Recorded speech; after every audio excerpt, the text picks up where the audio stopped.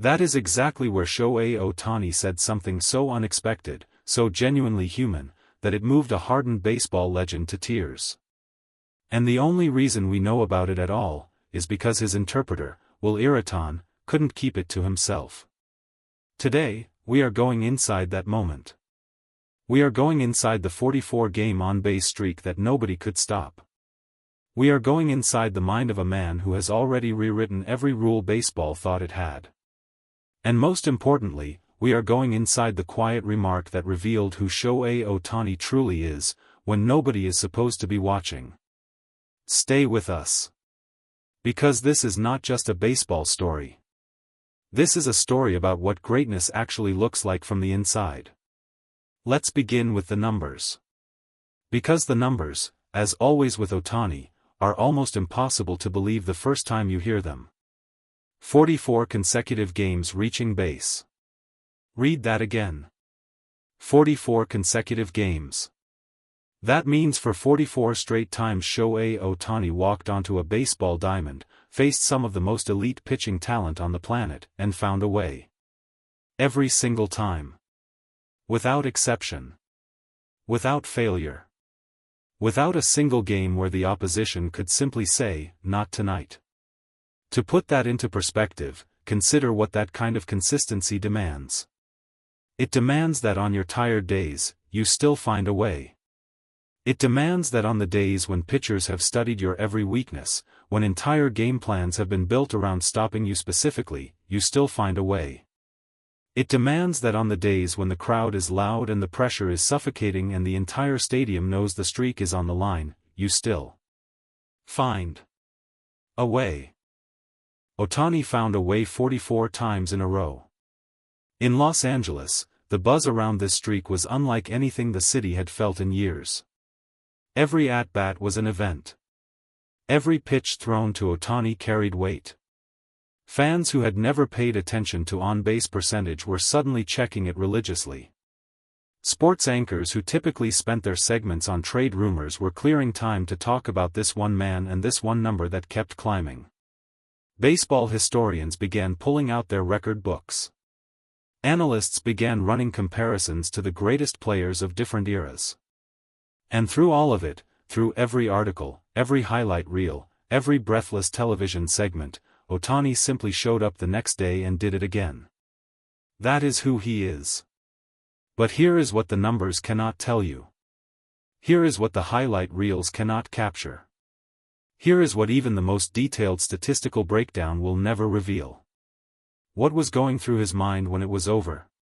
What did Shohei Ohtani actually say, in that raw, unguarded, unscripted moment, immediately after the streak reached 44? To understand the moment, you first need to understand the relationship. Ireton is not simply a translator. In the world of professional baseball, an interpreter for a Japanese superstar carries an enormous responsibility that goes far beyond converting language. He is a bridge between two cultures. He is a trusted confidant in a world where trust is rare and privacy is precious. He is the person standing closest to the athlete in the most intense professional moments of their life. For Ohtani, that relationship with Ireton runs deep.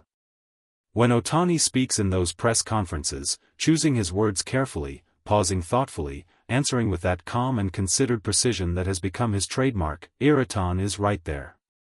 When reporters push for more, when the questions get personal, when the atmosphere in the room shifts, Ireton is translating not just the words, but the humanity behind them. So when Ireton decided to share what happened in the dugout that day, when he chose to bring that moment to American media, it was not a casual decision. It was a deliberate act of wanting the world to understand something important. Something that the statistics alone were never going to tell. Ireton described the scene simply. The streak had just been extended. The achievement was registering in real time around the league. And there in the dugout, amid the noise and energy of a professional baseball environment where emotion is often contained and composure is considered a virtue, Ohtani turned and said something quietly. Not loudly. Not for effect. Not for the cameras or the reporters or the legacy builders. Quietly. And what he said, that quiet, unperformed, completely genuine remark, is what brought a baseball legend to tears. Here is what Ireton revealed to American media. Ohtani, immediately after reaching base and returning to the dugout, did not talk about himself. He did not celebrate the number. He did not reference the record or the history or the significance of what he had just done. While everyone around him was processing the magnitude of the achievement, Ohtani's first instinct, his immediate and natural response, was to think about the people around him. He expressed gratitude. Not in the formal, press conference way that athletes are trained to perform gratitude, but in the genuine, almost quiet way that a person speaks when they are not thinking about how they sound, when the words come before the filter, straight from the center of who they really are. He talked about his teammates. About how without their presence in the lineup, without the protection they provided, without the collective environment they had built together, none of this would have been possible. He acknowledged the pitchers who had thrown to him. He acknowledged the coaching staff. He acknowledged the people working behind the scenes. And then, and this is the part that Ireton said broke the room, he said something about the fans. He said he felt a responsibility to them. Not a pressure. Not a burden. A responsibility. A sense of deep obligation, rooted in genuine appreciation, to show up and be worthy of the faith they placed in him every single time they filled those seats and watched and believed. For a baseball legend standing nearby, hearing those words, that distinction between pressure and responsibility, that completely selfless framing of one of the greatest individual achievements in recent baseball history, it was too much to hold together. The tears came naturally. The way tears always come when something real and unexpected cuts through the noise of a world that has learned to perform emotion rather than feel it. Now here is where we need to slow down. Because it would be very easy to read that moment as a feel-good story and move on. It would be easy to file it under, Ohtani is humble, we knew that, next story. But that would be missing the point entirely. What Ireton revealed is not just a heart-touching moment. It is a window into the operating system of the most complete baseball player alive today. It is evidence of something that cannot be coached, cannot be bought, and cannot be manufactured through media training or public relations management. It is evidence of character. Real character. The kind that shows up when nobody is asking you to perform it. Think about the context again. This man had just extended a 44-game on-base streak. The pressure of maintaining that streak, game after game, is a psychological weight that most athletes never experience. Every at-bat carries not just the normal stakes of professional competition, but the additional burden of history watching. One bad day, one exceptional pitcher, one unlucky break, and it ends. And everyone will have seen it end. Under that kind of pressure, the most natural human response upon success is relief. Self-congratulation. A moment of personal celebration, however private. I did it. I held on. I survived another day. Ohtani's first instinct was none of those things. His first instinct was outward. Toward others. Toward the people who made it possible. Toward the fans who showed up to believe. That is not a habit formed in a press conference coaching session. That is a character built over a lifetime. A character forged in high school cafeterias where he was already managing his nutrition with the precision of a professional athlete. A character developed through years of voluntary training, of disciplined preparation, of treating every single day as an opportunity to become slightly more worthy of the responsibility he felt toward his sport. The remark in the dugout was not out of character. It was the most in-character thing imaginable. It was simply the first time the rest of the world got to hear it without a microphone in the way. There is a version of greatness that announces itself. That demands recognition. That measures its own success in trophies and headlines and the volume of applause. And then there is Shohei Ohtani's version.